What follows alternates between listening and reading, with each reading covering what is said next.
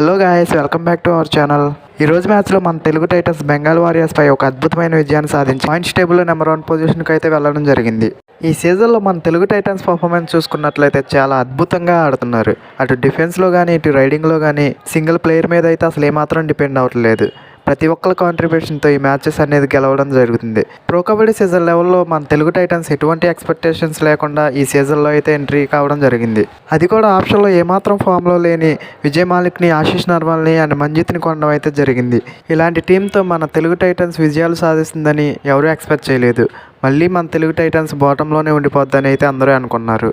తీరా కట్ చేస్తే సీన్ మొత్తం రివర్స్. మన తెలుగు టైటన్స్ కోచ్ అయినటువంటి కృష్ణ హుడా గారు ప్రతి ఒక్క ప్లేయర్కి తన ఎక్సలెంట్ గైడెన్స్తో కబడ్డీ అంటే ఒక ఇండివిజువల్ గేమ్ కాదు, ఇది ఒక టీమ్ గేమ్.